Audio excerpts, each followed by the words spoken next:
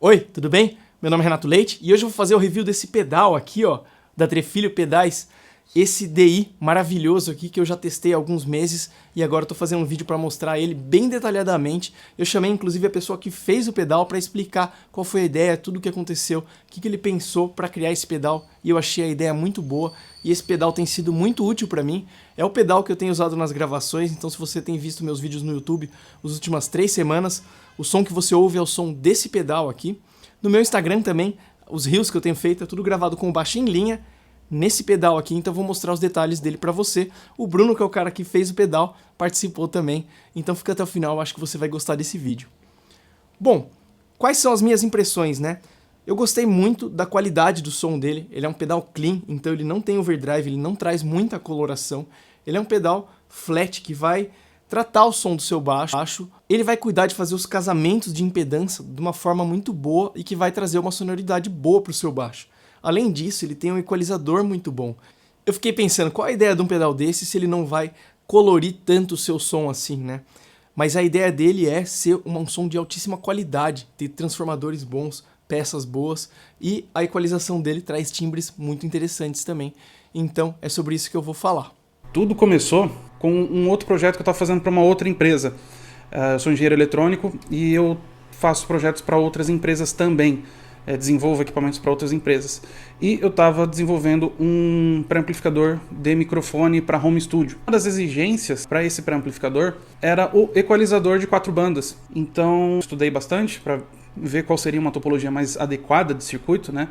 Tudo na engenharia é assim, a gente reaproveita, ou vamos falar assim, os blocos de construção de outros projetos, de outras áreas, de outros módulos, outros equipamentos. Isso que é a parte sensacional da engenharia eletrônica.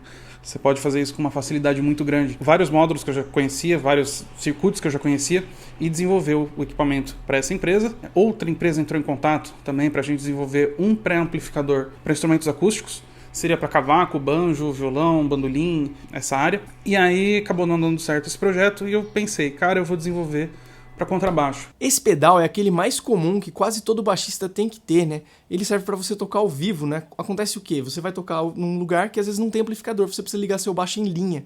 Então ele tem essa saída aqui, ó, XLR, que você vai poder ligar na mesa de som.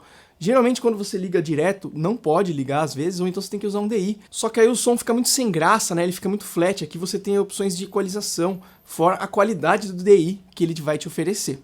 Como ele é um pedal muito comum, existem diversas empresas que fazem esse tipo de pedal, né, que é o pedal DI. Então você vai encontrar diversas opções no mercado, mas é muito legal ter mais essa opção aqui, porque eu achei a proposta dele muito interessante e ele é um negócio que veio para somar.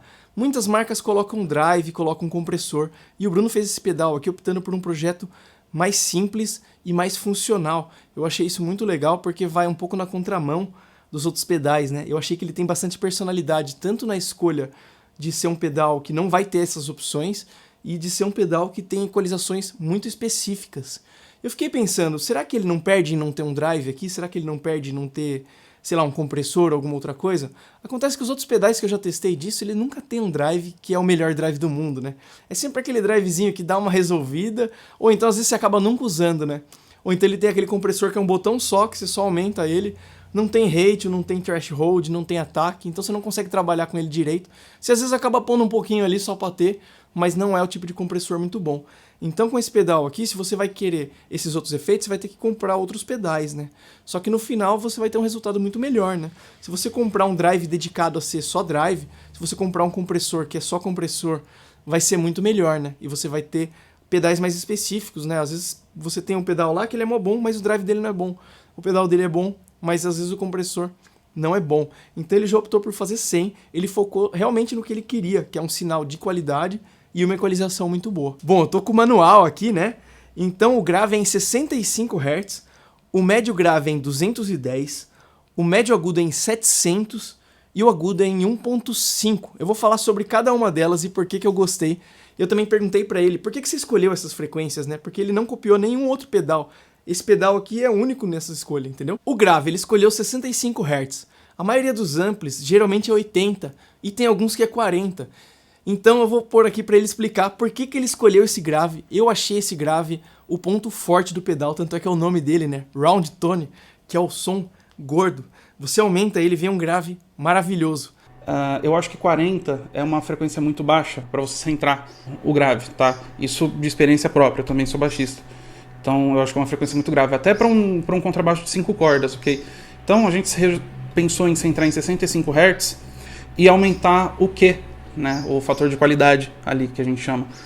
O Q é o tanto que abre a curva do equalizador, certo? Então você tem um equalizador que ele vai fazer isso aqui, ele vai ser mais estreito ou ele vai ser mais gordinho assim, certo? Esse é o Q. Então um gráfico aí do Q vai facilitar bastante. Mas não é um filtro passa alta? Então, não é. Não é um filtro passa alta esse aqui.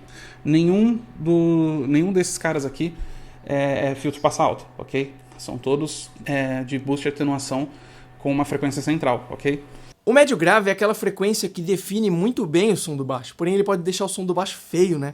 E às vezes é o som que tem numa sala. Às vezes você vai tocar na sala e ele faz um e é exatamente esse médio grave. Essa frequência de 210 Hz é mais ou menos por aí. Eu achei bem legal, quando você aumenta ela, o som fica bem definido. Quando você corta, o som fica mais redondinho, tira um pouco do ataque do baixo. Então, ele é bem legal. Eu achei que era um ponto bom. Não fica tão magro quando você aumenta. Não deixa o som tão feio, tão anasalado. Ele vai mais por um grave. Cara, isso aqui, na hora que você, por exemplo, tá tocando com palheta, ele dá um corpo extra que some um pouco na palheta. E também te ajuda quando o som tá muito embolado, que é muito comum acontecer. Aí o médio agudo, que é um médio bem médio mesmo, né? Você aumentar, ele vai dar aquele som do jaco praticamente. Então se você tiver num jazz bass, você aumenta ali, ele vai fazer vai vir aquele som mais anasalado do baixo, né? E aí tem o agudo, que é 1.5, que eu diria que é um médio agudo. Porém, o Bruno ele me explicou.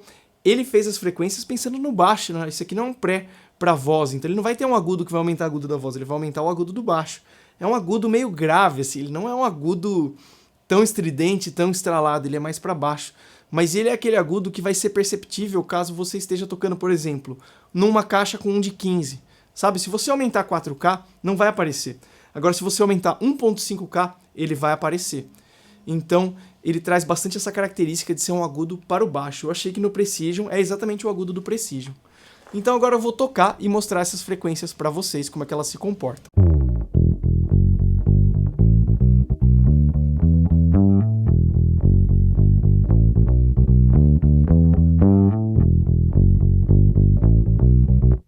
Vou aumentar o grave, olha que beleza.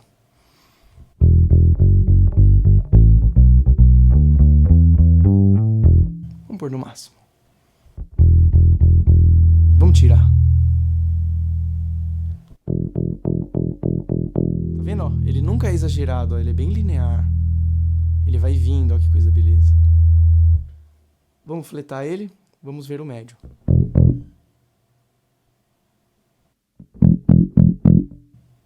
Tá vendo? Ele fica... É aquele som que pode estragar o seu som, mas ele pode salvar o seu som se estiver faltando.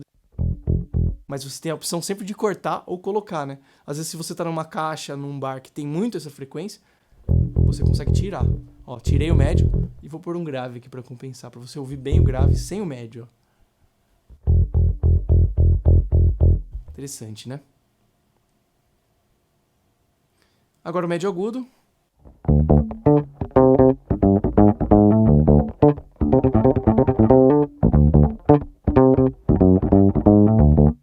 O Precision vira quase um jazz bass, né?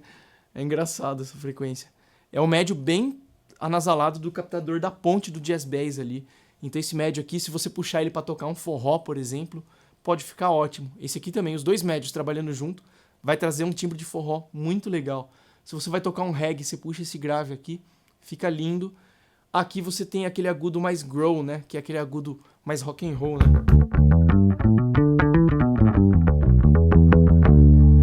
Então ele é aquele agudo mais pro médio agudo. E aqui, o volume, né? Também você vê que ele é bem linear, né? Ó.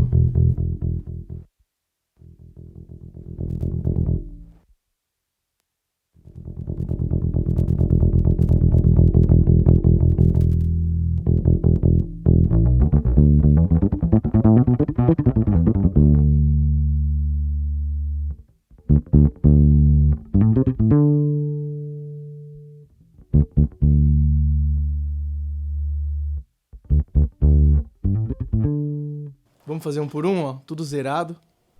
Só o grave.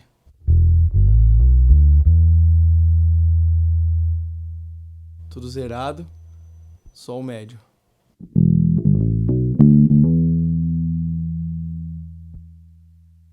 Tudo zerado.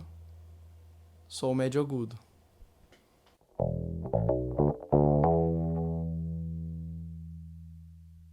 E só agudo.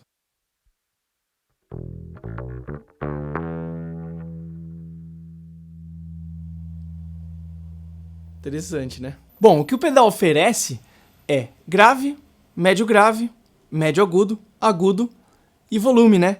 Ele tem uma saída XLR, uma saída para você ligar no amplificador que tem o mesmo sinal do pré. Aí aqui tem uma saída limpa, é uma saída que não passa pela equalização, porém passa também pelo buffer. Eu perguntei para ele se pode gravar com isso aqui. Ele falou sim, pode gravar com esse sinal aqui sim, que ele é um sinal de qualidade. Então você pode gravar com esses três aqui. Eu vou fazer uma gravação gravando tudo e vou mostrar o som de cada saída para você.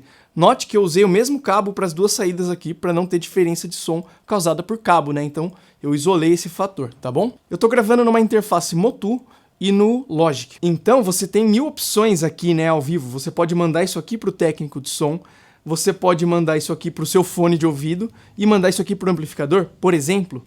Você pode mandar isso aqui para um gravador, aí você vai gravar o som limpo.